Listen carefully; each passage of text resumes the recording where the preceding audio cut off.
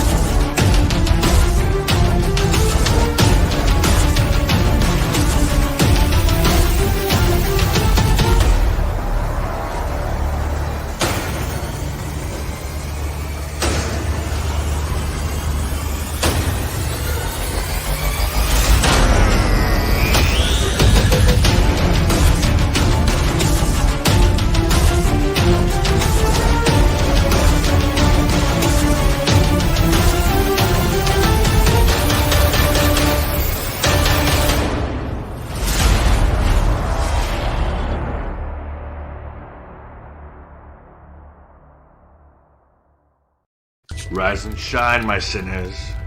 When Father Evil starts his day, he gets a little deadly. Deadly Grounds coffee has the richest, smoothest flavor you'll find anywhere. It's sinfully delicious.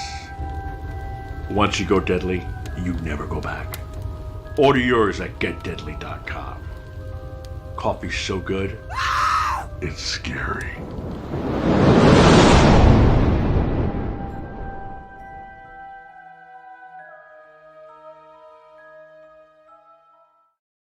And welcome. We are now live on Splash Pages, the Comic Book Club. And today we're going to be talking about Secret Wars issues 1 through 6. We're going to do a two-parter with this one. And also we're going to be talking Spectacular Spider-Man 141 with the Punisher. And with us, as always, we have Rich the Velvet Joker. How's it going, my friend? Good, good. How is everyone tonight? Good evening, good evening. God bless. And I'd have to say, Chris, you are our walking encyclopedia of comics. Chris Denmead, thank you for joining us. Yeah, no problem. I'm coloring, so don't mind me. I was going to say right now he's the walking coloring encyclopedia of comics. This is actually a recreation of a series of children's activity and coloring books with stickers that you could put in. Ooh. Back in the 80s when Secret Wars was basically Marvel, beginning of the Marvel marketing, merchandising money machine. Marvel's always had merchandising, but we'll get into it. Secret Wars was definitely the kickoff of, the war between DC and Marvel. It hit its peak at this point. Oh yeah, totally. And I got a story about that. But so just to give you the rundown, Secret Wars was published all the way back in 1984 through 1985. It was written by Jim Shooter, art by Mike Zeck and Bob Layton, inks by John Beatty, letters by Joe Rosen, colorist was Chrstie Scheele, and editor was Tom Defalco. And the synopsis: the most powerful heroes and villains in the Marvel Universe square off on Battleworld, with the victor promised their greatest dreams and desires. Writer Jim Shooter and artist Mike Zeck and Bob Layton introduced the Beyonder in this 12-issue event featuring the Avengers, the X-Men, the Fantastic Four, Spider-Man, Magneto, Doctor Doom, and a bunch more. And this had a ton of crossovers as well. And one of the things Wikipedia was talking about was, Shooter said Kenner had licensed the DC heroes and Mattel had He-Man, but wanted to hedge in case superheroes became the next big fad. Who would have guessed?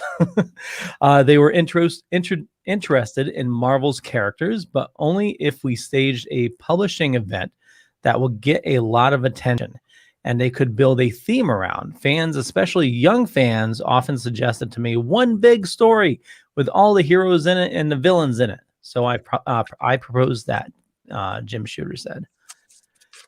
I remember when I was a kid, when this came out, and I believe I was given one issue. I think it was the one number 4 with the Hulk. And I remember going to, I think it was Caldor's at the time, and wanting the Spider-Man action figure, and I couldn't get it. I was so disappointed, but that's life when you're a kid in the 80s. Childhood trauma. Yeah. So, Rich, what did you think? Well, I really enjoy this story. It's interesting though that the Beyonder sort of comes in the beginning, and like you said, offers them their wildest dreams, but they have to destroy each other. And then you don't hear from him. That's it. Then they're sort of just left to their own devices. And of course, there's Spider-Man. That hasn't even happened yet. Oh, never mind. I can't even say that. Don't forget, we're only covering the first 6 issues. So in the first 6 issues, we get we get the introduction to everyone who's going to be involved with the heroes and villains. And there are certain villains we don't even meet, and certain heroes we don't even meet quite just yet until the next 6 issues. But a lot of continuity, the giant spread of heroes in this panel, the continuity with a lot of these heroes is insanely important. If you notice, there are only 3 members of the Fantastic Four. Do you guys know where the 4th member is? Yeah, it was Invisible Woman, and she's pregnant. Correct? Yep, she got pregnant just about a month prior to this. And also, the person inside the Iron Man armor is Jim Rhodes, not Tony Stark. Tony Stark was drunk and in an alley pissing himself. Rhodes was the Iron Man at the time. Also, this is when She-Hulk was part of the Avengers, so this would eventually lead to her joining the Fantastic Four because something would happen. But the lead up to this is the only crossover that Leo was talking about. Every character's book, the Hulk, the Fantastic Four, the Avengers, Spider-Man, and the X-Men, which I think are the only books that did it, had a lead up to it. Professor Xavier was getting mind blast from something he didn't understand. Spider-Man was battling the Hobgoblin in a fantastic battle that lasted for 4 issues, and he kept getting hit with headache-inducing spider warnings, and he didn't understand what was going on until after he finally defeats the Hobgoblin. He goes to Battery Park or whatever the big park in New York is, and there's this giant Shea Stadium, he calls it, structure there. And he goes to investigate and gets zapped away, and the issue says, "To be continued in Marvel Superheroes Secret Wars." And the same thing happened to all the other heroes. And those panels, by the way, are collected in the trade paperback in the first couple pages. But when I was a child, I didn't know anything about this until years later. I actually thought they canceled every one of those books temporarily to do the Secret Wars, and they said, no, that would have killed the company. Oh, yeah, we want you to buy double. What? We want you to buy double. Right. What ended up happening was the next issue, they would return and just say, see the Secret Wars, which is happening right now for the next year. So, it kind of gave away what was going to happen to Spider-Man, which is the biggest impact of all this besides probably She-Hulk. Yeah. And this is also, as I was telling Rich off camera, this is Charles Xavier who can walk. I don't know why he's in the wheelchair, but Charles can walk because he was regrown a new body after being a brood queen, and they grew him a new body. So Charles can walk in this, and he's leading the X-Men, and he's as much a dick as he usually is. Yeah, I was definitely going to bring that up. And so according to Wikipedia, the crossover titles include these The Amazing Spider-Man 249 through 252, Avengers 242 through 243, Captain America 292, Incredible Hulk Volume 2 294 through 295, Iron Man 181 through 183, The Thing 10 through 22, Fantastic Four 265, Marvel Team Up 141, Thor 341 and 383, and then the Uncanny X-Men 178 through 181. Do you want a rundown of all the heroes and villains that are involved in this really fast? Oh, we can do that, yeah.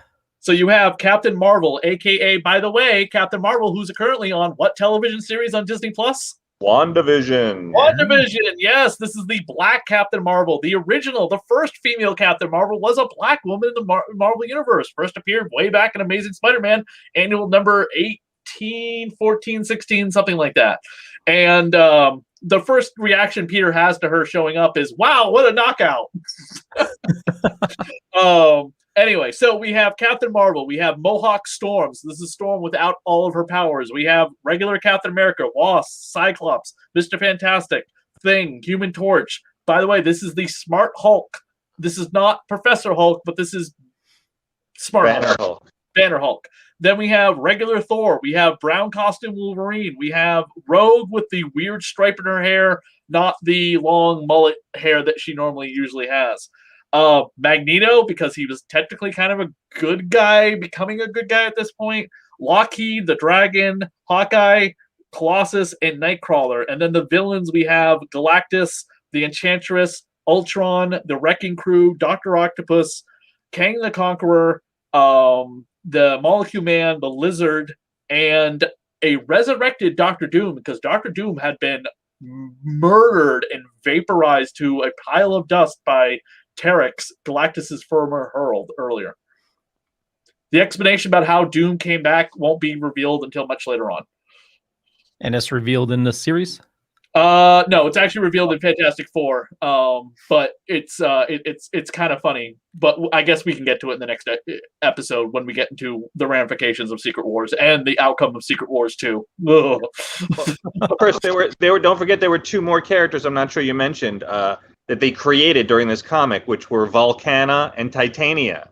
Yes, only one of which we actually give a shit about anymore today, because she still shows up in comic books once in a while and is still dating or married to Crusher Creel, the Absorbing Man, who is who is the other character I didn't mention because I forgot he's not part of the Wrecking Crew. The Wrecking Crew are a bunch of construction workers that Loki gave powers to, and they show up in Thor and fight Thor and the Thing and other powerhouses of the Marvel Universe. They're kind of lame. They're kind of cool. It all depends on who's writing them, really.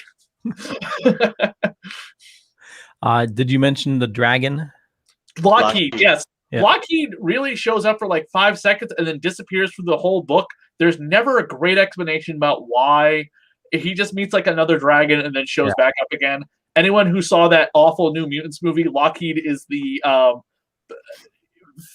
stuffed animal that Crazy Magic talks to every 5 minutes. But honestly, it's the worst version. Yeah, that. Oh my god, that was so bad. There's so much that happens in these 6 issues. Rich is right. We should have done 3 episodes. But honestly, a lot of the stuff that happens in these comic books, I can't see it. Somebody says they can't watch the stream on Facebook for some reason.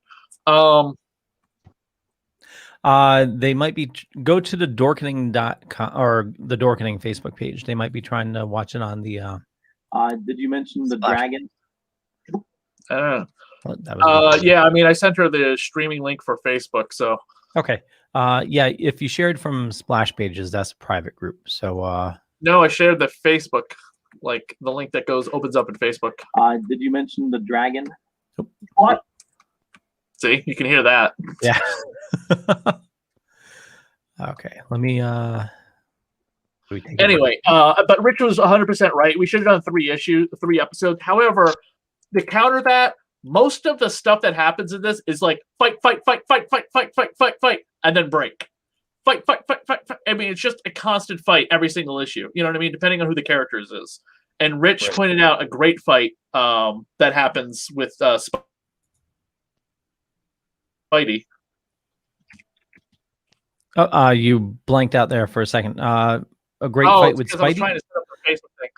Rich, what was the fight with Spidey that you pointed out? Yeah, Spidey versus X-Men, and Spidey kicked the X-Men's butt. He did.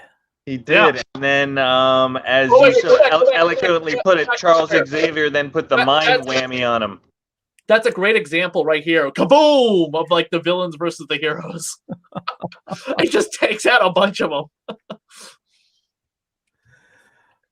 And really, the expanse of like the Molecule Man and dropping a mountain range on them. I mean, that's like insane power. Yeah, I mean, there is some seriously crazy stuff that happens in this. And also, I think this is the first time ever I can remember there being a huge divide in the superhero community, because like the X-Men point out about like they're always being, that normal people are always racist towards them, and they're never, getting a fair share in the Marvel universe. And they kind of go off on their own, and they eventually team up with Magneto, which really pisses off everyone else, because Magneto had just murdered a bunch of innocent sailors prior to this. So everyone's like, Magneto is kind of a bastard, and you X-Men are going with him because he's your kind. And it becomes this whole racial divide between them.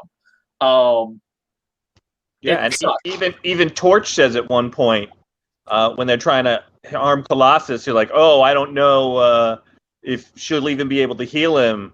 And who was it that came over to him? Oh, Iron Man came over and goes, oh, well, it's a good thing he wasn't black. Yeah, what the hell was that all about? Well, because they were still writing Jim Rhodes as like a not the best representation of the black community back then.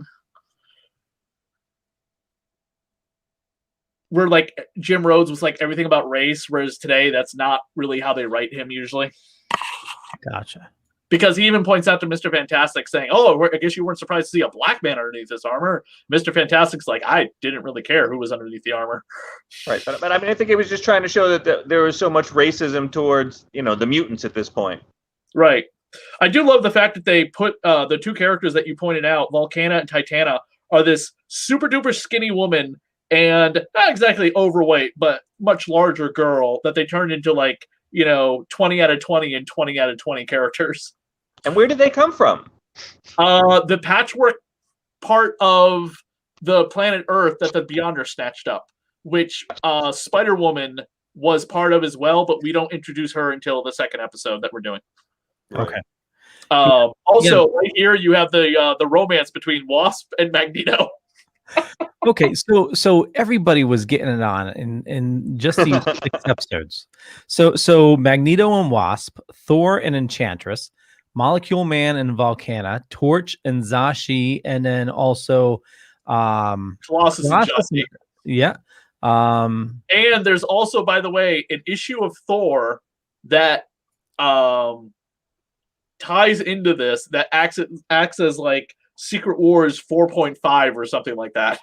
It's an entire Secret Wars in continuity story, but it took place in Thor like years later, but it was like a flashback issue. Don't ask me why. It's Thor versus the Wrecking Crew, Thor versus Thor and Enchantress getting it on, because Enchantress is all about trying to get into Thor's pants, and Thor being like, thou art evil, me thou with Jane Foster and Lady Sif, because they be good and you be bad. And she's just always like, but I like, just bang me once. And he's like, no. So, I mean, obviously we can see different times because what was it? Is this Volcana? Volcana, yeah. Volcana. And I think later in this issue, she gets fat shamed. Yeah. She was a little obese, but they didn't really draw her like, huge, but I guess she was a little bit the way they drew her. And the Wrecking Crew were making fun of her and Molecule Man, and of course he put them in their place because he is pretty damn powerful. Yep. And here's the problem, by the way, on the Facebook stuff. You don't have a share link. I don't have a share for which? For any of the Splash Page Club live feed stuff, it just says like and comment. You can't share it to somebody. Really? Yeah, that's a problem. At least a couple people have mentioned to me. They're like, I can't share it. It's just like and comment, and then I can't find it. And I'm like, I don't know. Yeah, Facebook is always changing shit. Now, this cover, Leo, was showing what I was talking about before, when the Molecule Man drops a whole mountain range on the heroes. And I think this is the first time they've really shown Hulk to have the ability to hold a mountain range. I mean, they I don't think he had. I mean, he had certainly battled a lot of high-powered guys before, but I mean, that's big stuff. Oh, totally. And so is this the inspiration for Infinity War? A little bit. Or Endgame, rather. Or Endgame, yeah.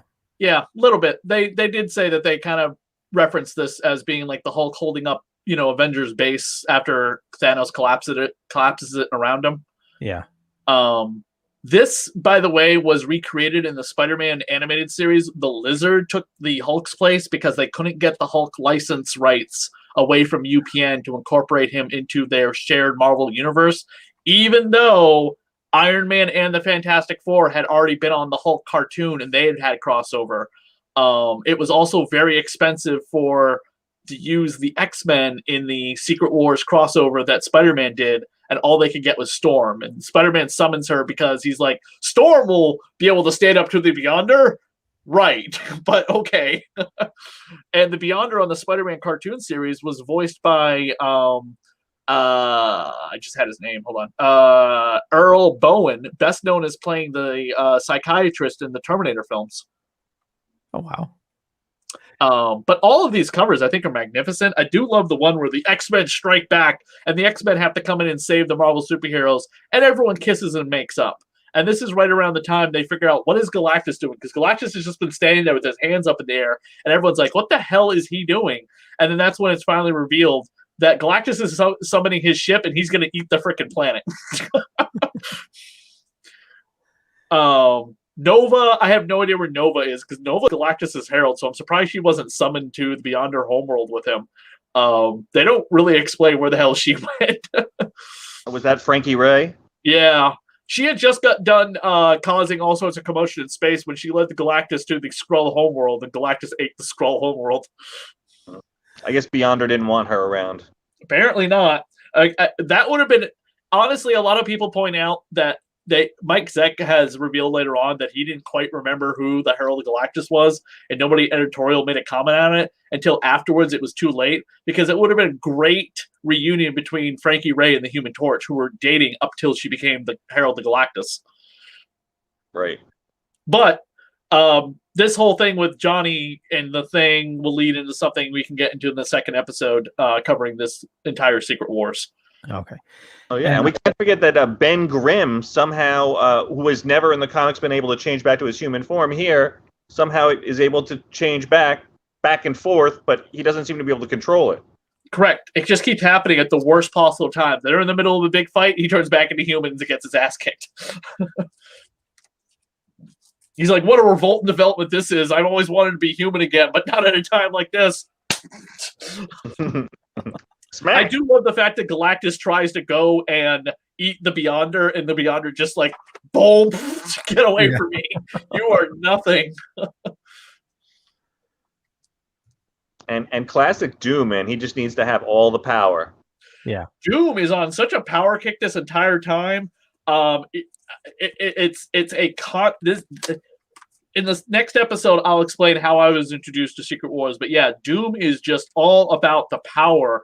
And they do that in the Spider-Man 90s cartoon series. Doom gets the power of the Beyonder and like heals his face, and he heals Ben Grimm.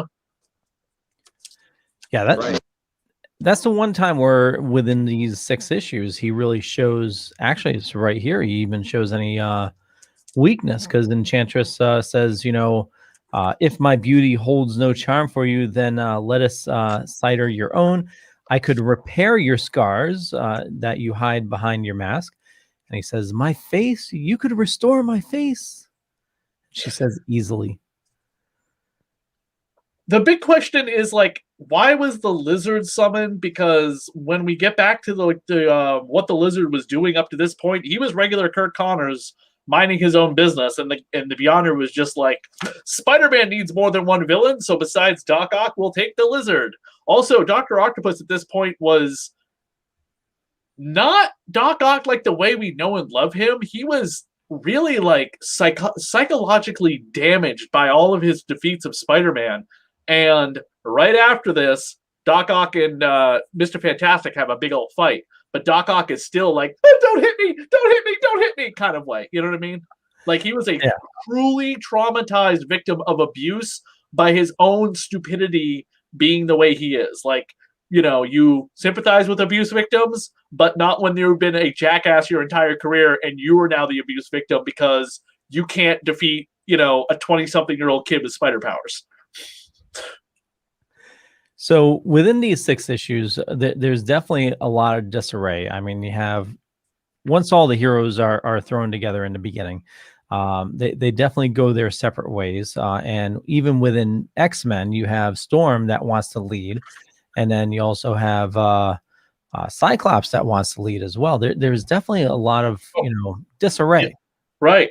Totally. And by the way, Rich, I forgot. Yeah. So somebody makes her cameo in shadow appearance in the final panel of the last issue we're covering. I can't see who that is. That's Spider-Woman. Ah. By the way, that's Spider-Woman 2. Right. Julie Carpenter, who was on the 90s Spider-Man, 90s Iron Man cartoon series, and who is now currently going by the name Madam Web.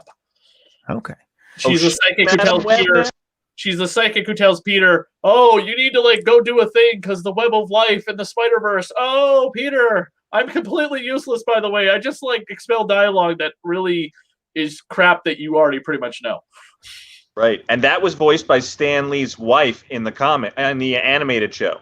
Right, but Julie Carpenter is not the old lady Spider-Woman that you're thinking of. This is no, I know, I understand. Okay, so but that Spider-Woman, sorry, God damn it, that Madam Web in the 90s Spider-Man cartoon series, voiced by the late Joan Lee, was an avatar or herald of the Beyonder. It was revealed, the Beyonder and Madam Web were connected. She was his herald. Interesting. And she was constantly showing up in Peter's life being like, do the thing! I will give you Yoda dialogue, but never actually help you. And then he loses Mary Jane, and she's just like, well, that's a lesson you have to learn. You got to lose some people in your life. And he's like, F you, you old broad. Get the hell out of my life. Until Mary Jane's revealed to be a clone later on after he marries and bangs her. And she's just like, yes, this is all part of my grand plan. Now you have to come and fight the Beyonders chess game of Secret Wars.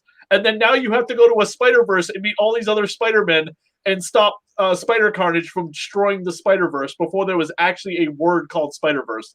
And then she's just like, okay, so you did everything that you're supposed to do. Guess what? I knew where Mary Jane was this whole time. I'm going to show you, even though you banged a clone of her. Speaking of Spider-Verse, multiverse was brought up at the beginning of this too. The Beyonder is from the multiverse, I believe it said. The Beyonder's got such screwed up origin stories. Yeah. It's really a complicated mess.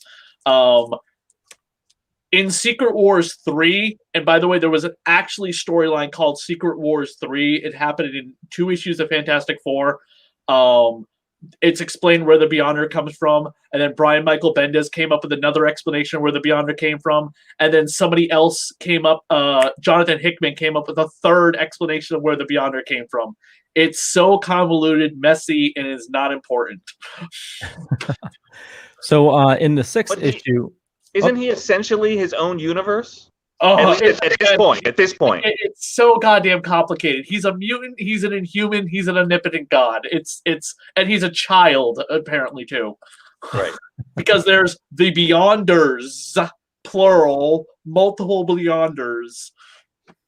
And then Doctor Doom, during Secret War period, got all the powers of the Beyonders into himself and became God Doom. But that's much later. Yeah, that's a whole comic book story we could cover on this show, but again, would require 2 episodes to even explain, because there's so much build up to it. It's ridiculous. So what's happening with Wasp here? Because I thought she was good, but she then decided. So Wasp realizes that Magneto is nothing but a douchebag and was going to try and use her feminine wiles to seduce him into getting what she wants. And not really cool and not really okay. But hey, he's a villain who killed a bunch of people. And, she's smart and intelligent and wants to use her sexuality to, James Bond, her way into Magneto's good graces. That is totally fine and on her, and I'm all for it. But she escapes and then gets killed in this issue. Yeah, she's actually trying to save or trying to help Connor, Lizard. the Yeah. lizard. Yep. So he got hurt in issue 1 and then ran away. She's trying to save him, and then all of a sudden she gets blasted. It doesn't make a lot of sense how the lizard is hurt, by the way, because he's got like Wolverine style, healing factor. Healing, He should heal up pretty fast. But whatever. I know they needed a plot line for the story. Right. But didn't they scoop him and her up in like a frozen lake, and so therefore to be continued? It's to be continued, yeah, but she's pretty kind of dead. I actually thought when the first time I read this that she had died because I didn't really know much about the Wasp. This is also, by the way, after her divorce with Hank Pym, Yellow Jacket, after he gave her, a smack. Mm-hmm. And then who was she dating then? Captain America, Wonder Man? No, she started dating Tony Stark after this. Okay. Which is like Captain America called him on that and be like, seriously, Tony? So here we have Zashi, and obviously she's definitely trying to get it on with both Colossus and right. And Colossus feels guilty about this because he is infatuated and almost had sex with an underage Kitty Pryde. I don't really know how old Colossus is at this time, but I know Kitty Pryde, when she was first introduced in the X-Men, was 13. Now Kitty and Colossus are married. It's totally fine. They're both over 18. But I don't quite understand the Kitty-Colossus relationship in the early days of the X-Men. But again, they're, as far as I'm aware, they got married and they're okay now. So. And this I don't get. Wolverine's going after Molecule Man and Cyclops. Yeah, Cyclops is like, no claws! It's like the only thing I'm drawn and good for until Chris Claremont writes me better. I'm sorry, but Wolverine was not all that interesting until he got his own series. I mean, his pieces of mystery here and there, his adamantium skeleton never being revealed. It wasn't until they finally wrote him into his own book that Wolverine became like a really cool and interesting character, because all we knew about him was like little bits of information. Yeah.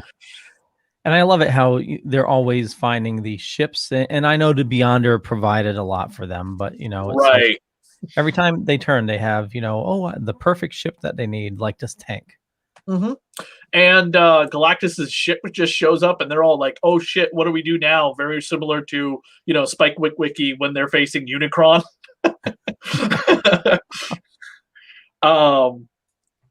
You kind of also wonder where the hell the Watcher is, because wouldn't the Watcher just be standing on the sideline just being like, yep, I'm going to watch this? Do you have the pictures of the toys I sent you from Facebook? Oh, I didn't see that you sent me that. Yeah, I sent you 2 images in the group chat of the toys, because we were talking earlier about toys. And yeah, there were toys for this. But there were also toys of characters that didn't appear in Secret Wars, like Baron Zemo and Electro got a toy. And everyone got a stupid shield for some dumb reason, because they needed to market like a thing, an accessory with every character. So they gave them all secret shields. And even in the activity coloring book, they say, look, we got shields now too, Captain America. And it's Wolverine and Spider-Man holding shields. And it's the lamest, dumbest effing dialogue. But again, it's written for children, but it really downplays the intelligence of children if that's the way you're going to write to them. It's so bad. It's kind of like Magneto's come to die line from the video game. But, even like Kang the Conqueror has a shield for some reason. And Kang dies too. Didn't Kang die? Didn't Doom kill him? No, Kang really can't die. He's from the future, and he is Dr. Doom, so... Dr. Doom is Kang. Is that still current? Yeah.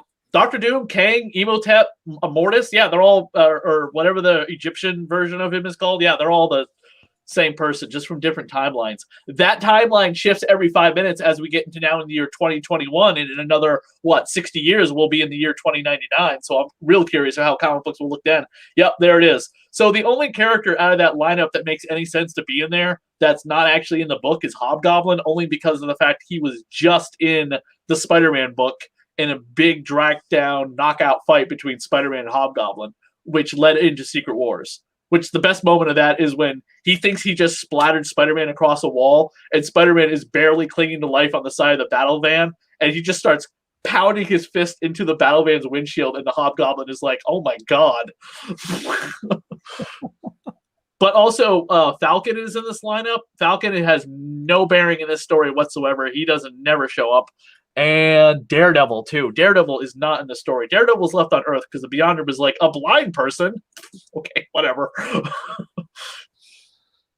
And Claw is immortal. Isn't Claw going to be... Oh, Claw. Yeah, Ulysses says Claw. What's his name? Gollum's character from Black Panther. Mm-hmm. I forgot the actor's name. Andy Serkis. Andy Serkis, right? Andy Serkis, who played Ulysses S. Claw until he was killed by... He was killed by the Human Torch. So this is listed as Secret Wars toys, but there's definitely DC in here. Penguin. What the hell? Get that crap out of here. Vintage superpowers and Secret Wars loose action set. Isn't it funny that that Claw was killed by Black Human Torch from the Fantastic Four 2015 movie? I don't even remember that. Yeah, Michael B. Jordan plays the cousin of T'Challa, whatever his character's name was, and he was he was the Human Torch in the 2015 Fantastic Four terrible movie. And Claw was in that? No. Claw was in Black Panther. And Michael B. Jordan has played both a version of the Human Torch, otherwise known as the Black Human Torch, now and he played whatever T'Challa's cousin's name is. I don't remember. I don't remember his character's name. That image right there, Leo, with Dr. Doom. Yeah, that was in all the ads. Yes, that is Dr. Doom's Beyonder Power God armor, which we will get to in the second episode. I hated it. I was like an original back then. I hate change. You could easily pop the head off of that and stick a clear chrome dome head on there, like probably Charles Xavier's, and paint the rest of the body silver. You have a Silver Surfer figure. There you go. Which, by the way, where the hell was the Silver Surfer during Secret War? They actually explain, and we'll get into it in the second episode, about where all the other heroes were during this time of Secret Wars, because the heroes are missing for about 2 weeks. So why did they have Daredevil? He wasn't in it. Yeah, that doesn't make any sense. Because he's got a bright red costume and marketing is dumb. Captain America's shield sucks, by the way. They just licensed everything. Yeah, these figures are real cheesy. No joke. I read that the Falcon was included because they needed a black character. Hello, you had Tony Stark and Captain Marvel, but whatever. By the way, okay, a lot of people hate this because it is not Tony Stark in the armor. It is Jim fucking Rhodes, War Machine. Now, so, Leo, you say they're cheap. The toys are cheap looking. Yeah, well, they are more like McFarlane came and articulated everything. Yeah. They are bad. Okay, the Constrictor is not in this story either. So this here is the most valuable Secret Wars toys. And it's going in order. Electro. Yeah, that makes no sense either. It's like, where is the Wrecking Crew? Where is the Lizard? Where is the Hulk? None of the limbs bend. It's horrible. I don't even know that. Iceman, he's not in this story either. And what the hell is Shield? Who is that? Iceman, where was Iceman at the time? I think No, I'm sorry. I was about to say X Factor had formed. No, X Factor doesn't form until the She-Hulk becomes part of the Fantastic Four because they find, comatose in a coma in a cocoon underwater Jean Grey's body, which would kick off X Factor. Because at this time, Cyclops is married. In the comic books right now, during Secret Wars, Cyclops is married and banging Jean Grey's clone, the Goblin Queen, which sets up a story we're going to do later on called Inferno. Okay, so the most... Because he can't tell a woman that looks like a clone of the woman he's always been lusting after. I mean, it's the worst writing in comic books ever. Are you kidding me? Wait, he sees everything in red, right? So everyone looks red to him? Nobody... He goes from Madeline Pryor and then Cyclops. Okay, we will get into Cyclops and how horrible of a character he was written when we get to Inferno, because there's a lot to unpack there. I don't want to get into it right now. Okay, so I have a question. Yes, Leo. How come no black suit Spider-Man? There's a black. What are you talking about? There's a black suit Spider-Man action figure. You passed it up. You were scrolling through the images. I didn't see it there. Yes, there was a black suit Spider-Man figure. I mean, these toys came out around pretty much at the same time as the first issue, almost. So the black suit Spider-Man had already been kind of announced by Marvel prior to Amazing Spider-Man number 352. Got it. Okay, I see it now.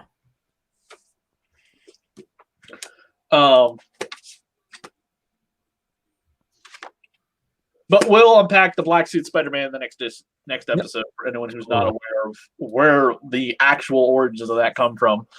Unless you go to the comic book store right now, you're going to pick up the King in Black, and that's a whole.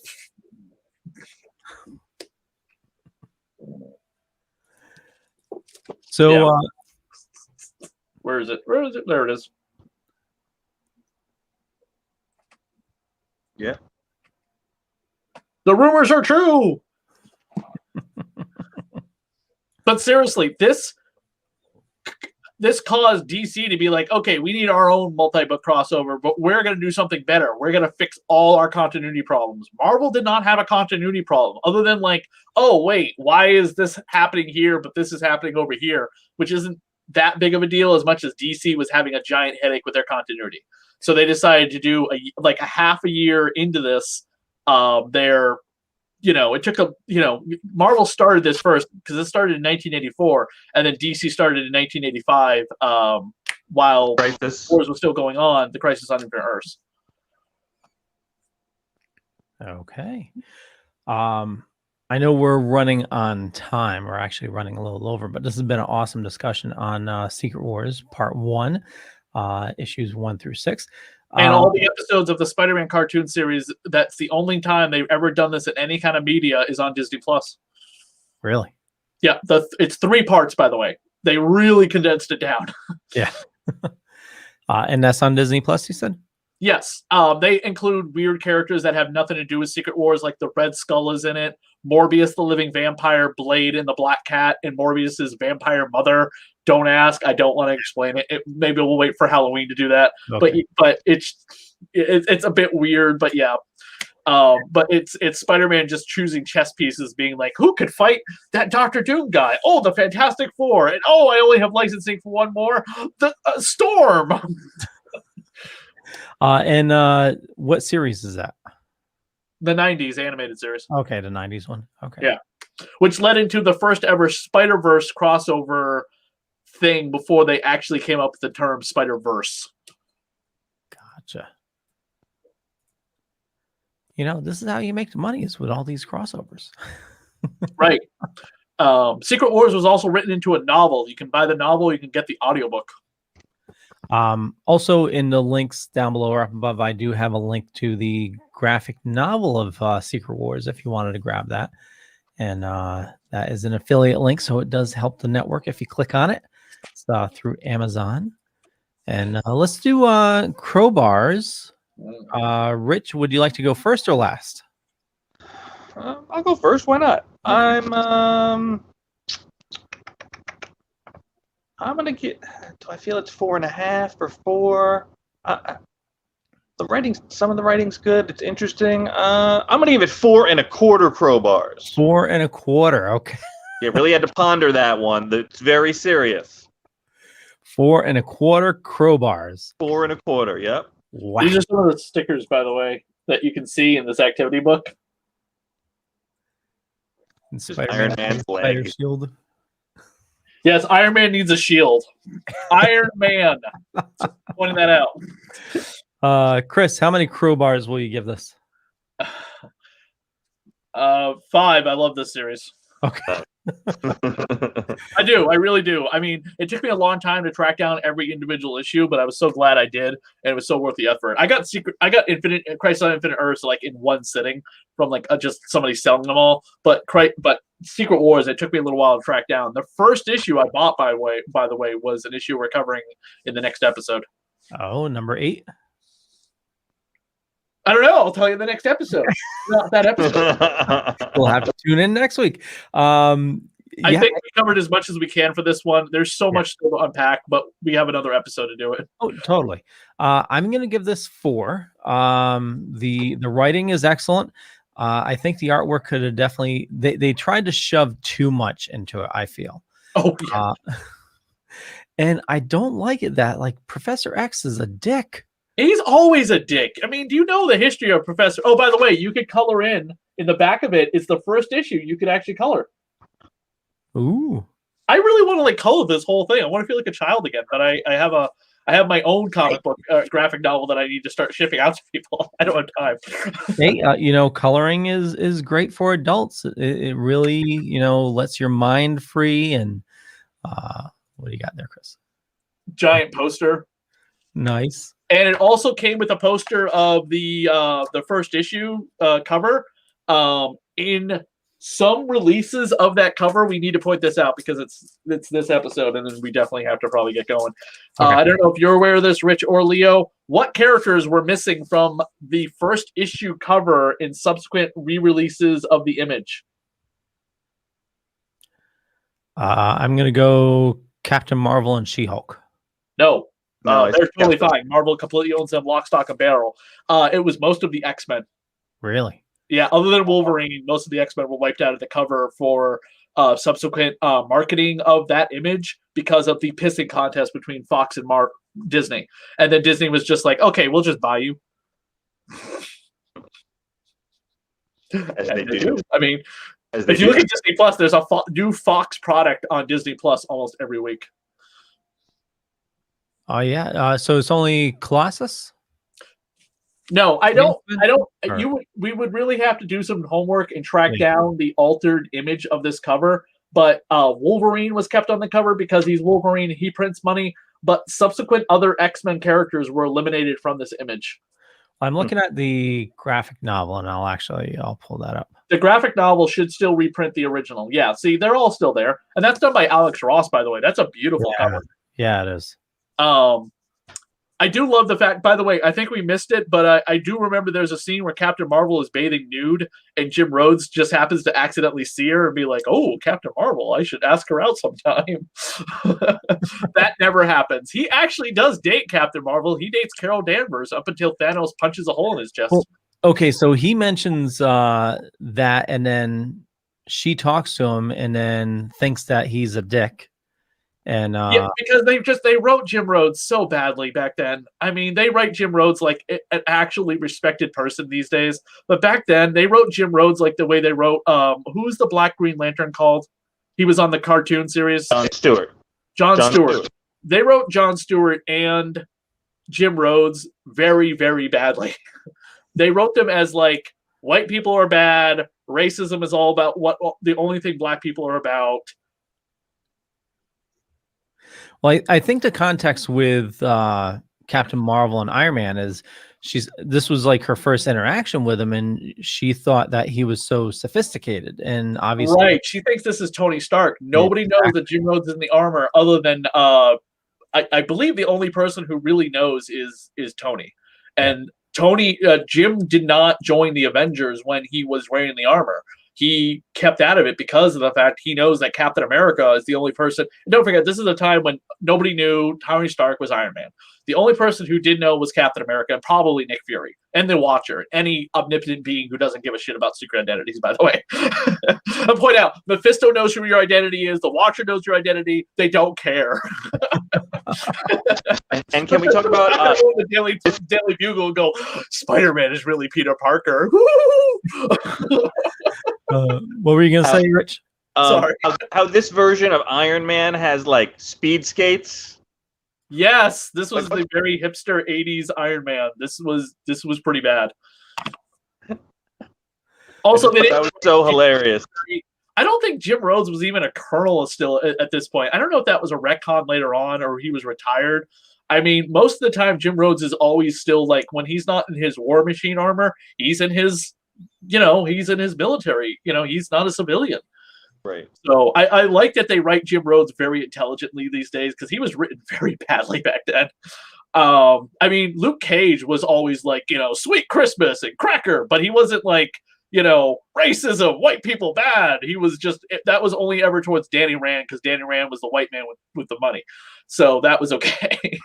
But Jim Rhodes was just, I hated the character up until years later, when I was just like, oh, he's kind of cool. And then I really didn't pay much attention to him until Don Cheadle played him.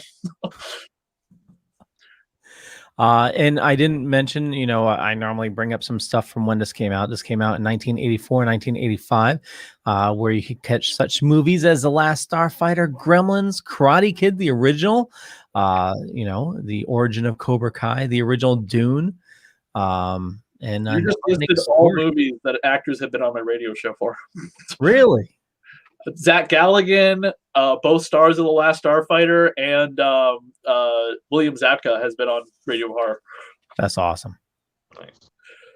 We would also have so much to unpack with like all the extras, all the weird, cool ad stuff, whatever that they put in these issues, like the Hulk in a diaper because the New Year's baby has a diaper, or this Advanced Dungeons and Dragons video game from Intellivision. Or Stan's soapbox once again, because Stan always has a little like, "Hey, true believer, Stan Lee here." Yeah, I had that video game. The debut of the 12-issue limited series is not only the biggest event of the month, but is also the beginning of the most important series Marvel will ever publish this year. Last month, Marvel's greatest heroes and villains vanished in a blinding flash, and now begins the starting revelation of where they vanished to. This series is destined to change, and it's just like, just dialogue heavy explanation or an ad that ran in every issue this month. Wow. Okay, we're gonna wrap things up and talk about Spider-Man next, and so I'll play the ad for Deadly Grounds, and obviously Deadly Grounds Coffee. They're a sponsor of the network. We absolutely love them, and it's actually what I'm drinking right now to stay awake. And best coffee you'll ever have. It's Little Mom and Pop here in Connecticut, and we love supporting small businesses and indie creators. So here we go, Deadly Grounds. Everyone thinks because you're a zombie, you don't know good coffee. Well, they're wrong. There's only one brew that gets my seal of approval.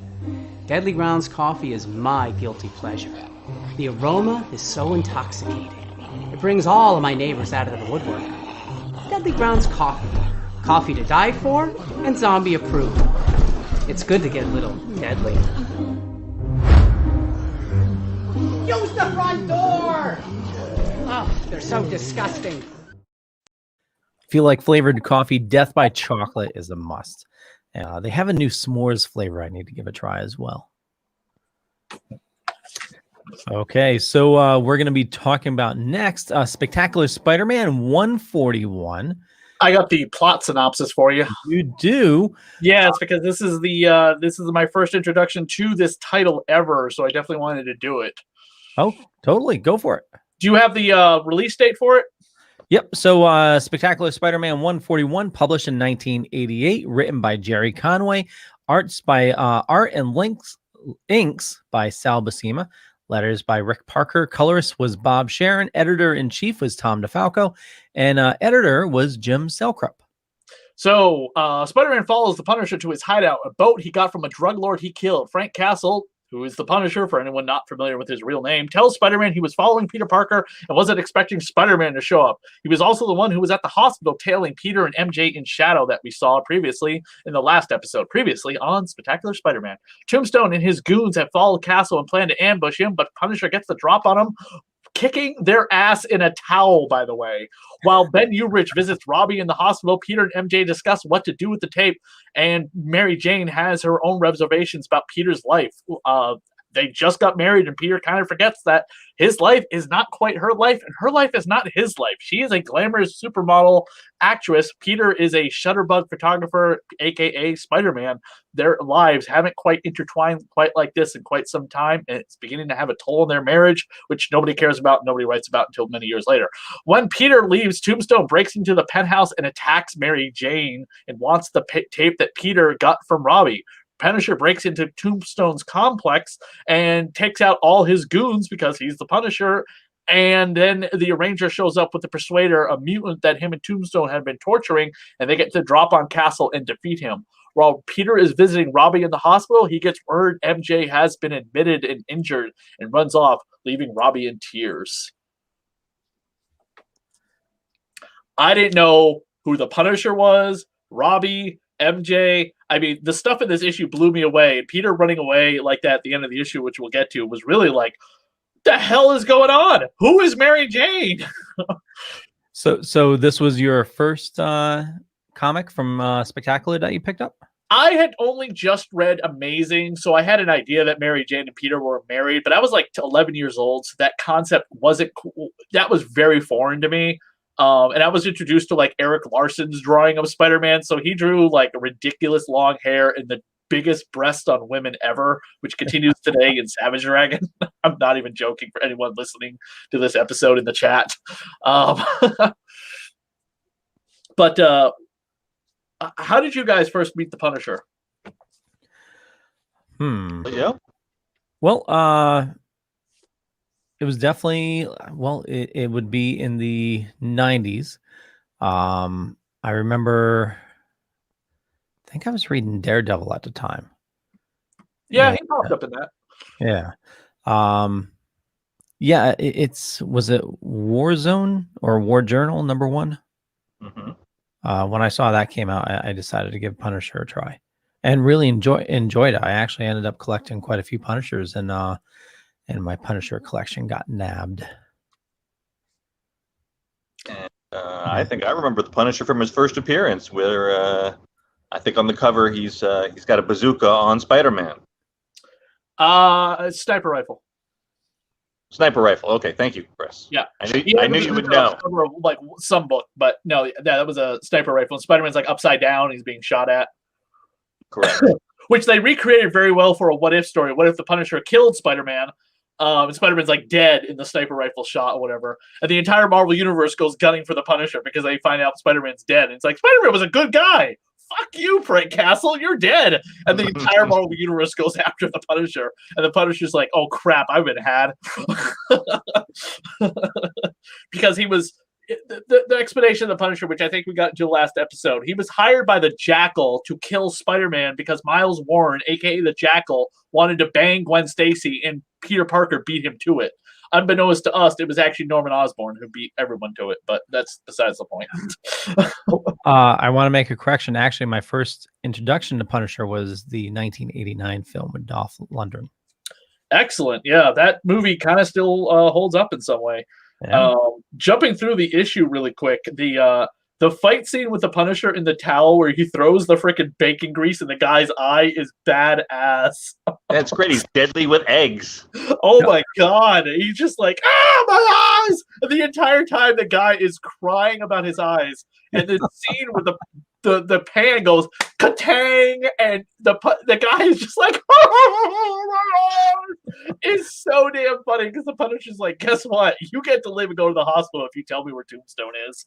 Yeah, and then he just I don't think I've ever seen in the comics him let anybody live before. He lets people live all the time. He's not like this bloodthirsty maniac like he is in certain times. He does need people to get information to one person or the other. I mean, that Ray Stevenson movie was a little over extreme with the way he kills people. The Punisher is a lot more, most of the time, written like the way Thomas Jane played him.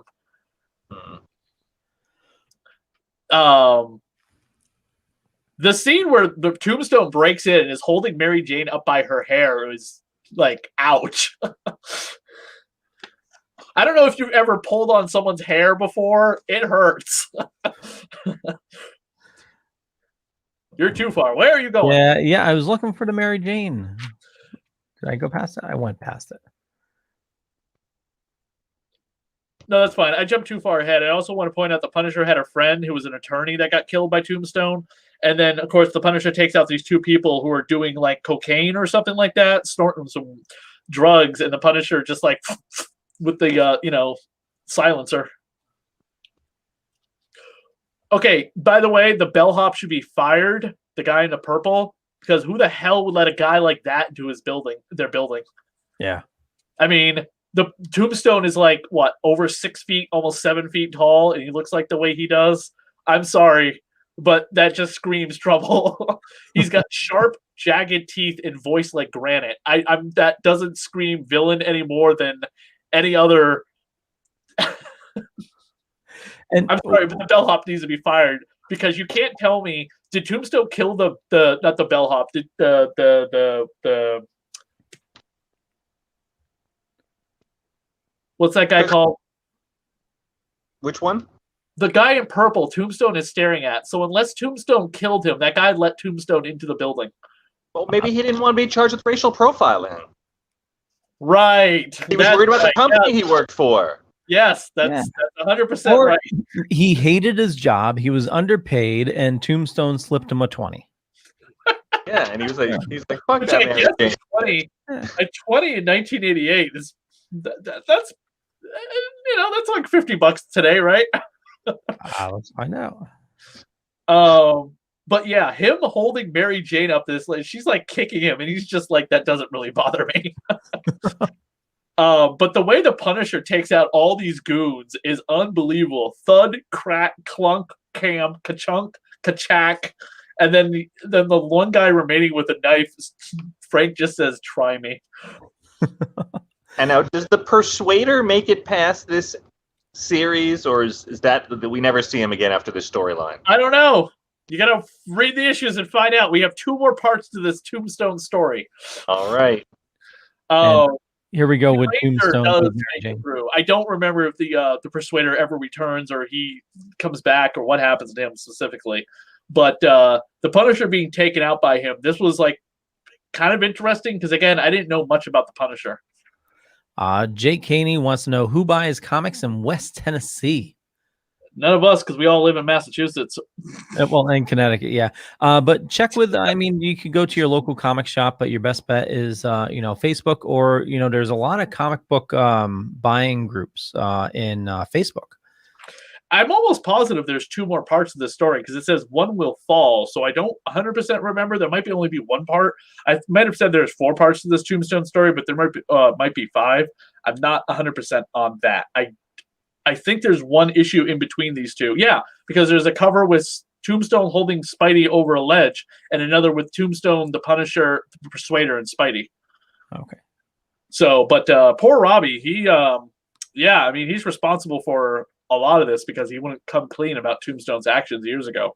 Yeah, and he's well, I'll let you talk about it, but he talks about he's a dead man already. Just he's lying in his own grave. So Robbie's fine. He'll get better. Yeah. He'll walk it off. I mean, seriously, it's not like Bruce Wayne who got his back broken by Bane. It's a sprain. He's fine. Okay. Spoilers, people, for issues we're going to cover coming up. Because Robbie's story pretty much is centered to this book. I went back and reread all of these, years later when I collected them. So to figure out, who was appearing in whose title at the time. It seemed like Spectacular really focused on the Daily Beagle staff. Web of, I don't really know what they were doing at the time. Amazing.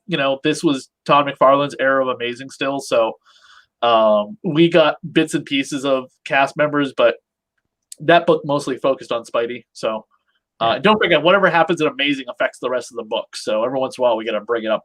Amazing. Okay.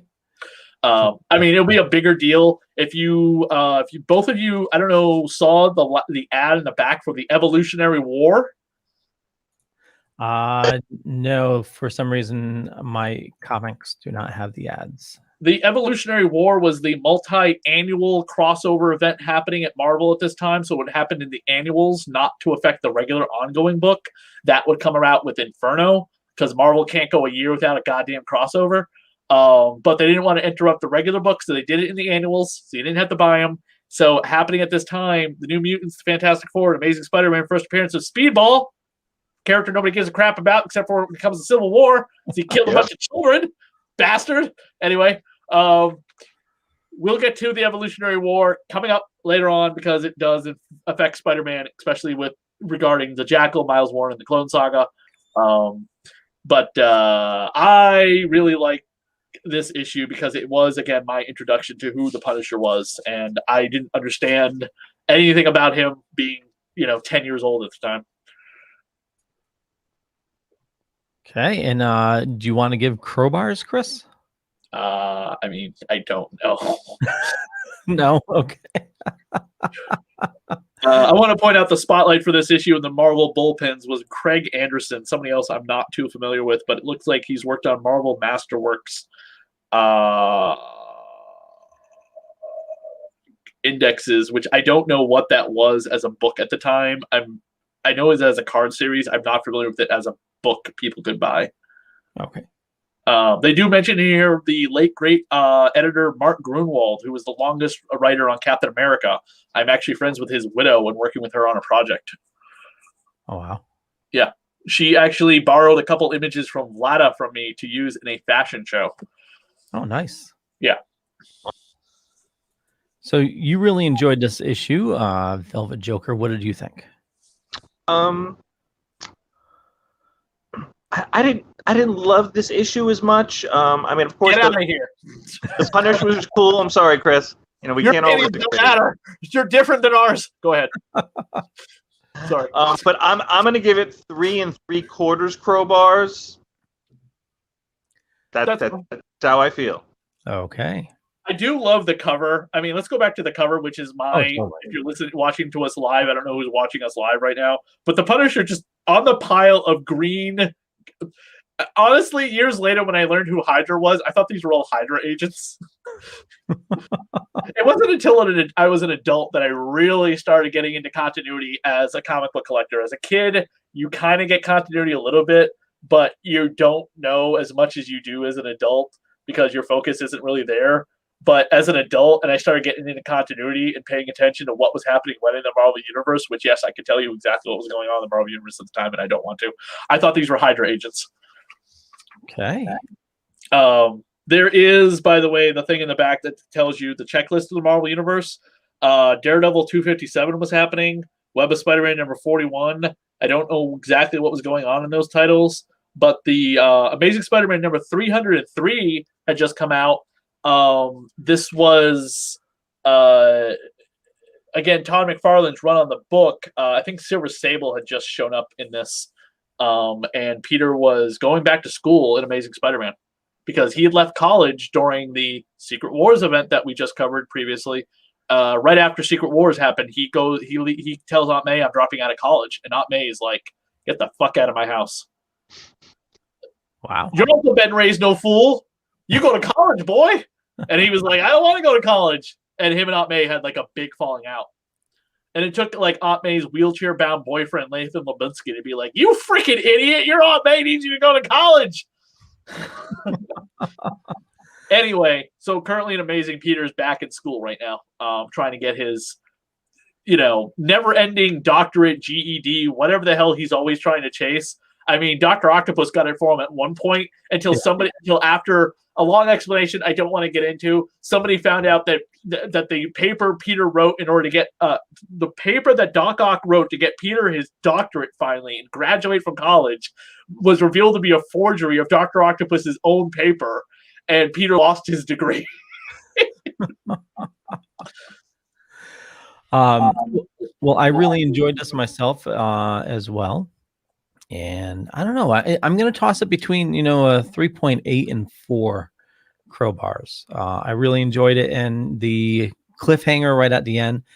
I mean, Spider-Man's he's pissed off that Mary Jane's in trouble and he's going to go kick some ass, I'm hoping. So we'll. He makes sure he takes care of his wife first. Yeah. She's not too bad, and she's not like he doesn't show up and she turns to look at him with like one eye completely swollen shut with a broken lip. They would never do that to Mary Jane. We talked about Girl in the Refrigerator in a previous, I think, episode. They would never ever do that to Mary Jane. They would totally do that to Gwen Stacy. They would never do that to Mary Jane. If everyone is a huge Mary Jane fan, go over to the group splash pages. I posted an amazingly beautiful set of images of a friend of mine cosplaying as in body paint, by the way. So she is in body paint nude as MJ Carnage. Yeah, which is a character currently running around in the King in Black storyline fighting Gwenom. Gwenom is the Spider-Gwen character with the Venom symbiote from her dimension. I thought MJ was just kind of bitchy in this particular comic. I mean, I know she was doing it out of concern, but it was just like. They do write her as a little bit like, oh, Peter, I have to go to my glamorous modeling career in Secret Empire, or not Secret Empire, Secret Hospital, which is the soap opera she's on currently. Because over in Amazing Spider-Man, she's working for a jackass who is kind of like the Jackal, who basically is like, well, if I can't have you, nobody can have you, and I'm going to stalk you, and I'm going to like send you like love letters to the point that I'm going to hire Taskmaster to kidnap you and make Peter think that you're dead. And I'm not even joking. That is a plot that is currently brewing in Amazing. He is a psychotic fan of Mary Jane who has like an entire room filled with like all her modeling pictures, nude pictures of her, magazine articles about Mary Jane, all in a room. And he's like, well, if I can't have you, I'm going to kidnap you and keep you forever in a basement in a box. And not even joking, Taskmaster gets involved in a bunch of other villains, and Spider-Man takes them all out to get his wife back. And then it ends with a disastrous, life-altering change of events for Peter and Mary Jane, which lasts for quite some time. So to harp on what Rich was saying, so in actually, I'll bring up the issue right here. So within the issue, Peter's playing the tape for MJ. You know, he wants her advice on, you know, what to do, you know, to turn it in to help Robbie or not. And she responds, could we not talk about this now? I've got a photo session in half an hour. I still have makeup to do and I'm running late. Sorry, Leo. I couldn't resist. Well, Leo, do you ever like talk about the horrors and the bullshit that you have to deal with the podcasting network and all the podcasters who act like children sometimes to your wife, and your wife being like, good God, I have to go. I don't know what your wife really does, but I have to go do the thing that I'm best known for. Can we not talk about this right now? Does that ever happen to you? No, she's very supportive. So No, I didn't say she's not supportive, but are there times that you're complaining about the network and all the BS that you have to deal with that she says, can we like talk about this later? I have to go put my face on and be glamorous and beautiful. But not about splash pages, of course, because we're just golden boys over here. But I'm sure there's been times that Leo has complained about some bullcrap he read in the main chat that was just like, oh my God, they're at it again. It's like I'm the father of children of these networks. Yeah. Well, there was somebody that was always causing problems, and yeah, she was. I talked to her about it, and yeah, she wouldn't say she'd be go doing her makeup, but she goes, "It's happening again, really." Just fire everyone and start over again with new podcasters. So, Chris, you have anything else on this you'd like to discuss before we wrap it up? No, yeah, I'll start the wrap up. You can check out the previous episodes. I just posted the new episode today, which was with me and Chrstie Lux, who does Goth Girl Horror, the Hack Slash podcast. And we actually have a new episode of that podcast coming out this week. Ro and I just posted a new episode of the Hammer Horror podcast. And that is my once a month show because I don't have time to do it every single week like this one.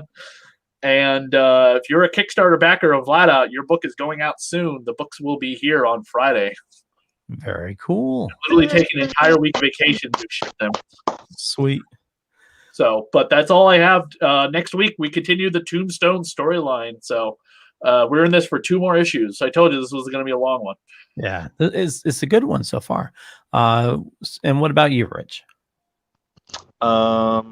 What about me? What, Leo? I'm sorry. Oh, where do you like people interacting and following you? Well, on Facebook, I'm Rich Davis. You guys can find me on Instagram now as Velvet Joker 2021 because I've updated now to be on this show. Okay. And for me, you can just Google Leo Pond. You'll find a bunch of stuff about me. But what you will see is I run something called the Dorkening Podcast Network, which you can find this show on, along with a ton of other awesome shows. So head on over to thedorkening.com. You can find a bunch of shows there. I'm working on rebuilding the site because the importer kind of sucks. And we have a bunch of new shows that I need to add. So follow us on Facebook, follow us on Instagram, follow us everywhere. And with that, we'll catch you guys later. Bye. Have a good night.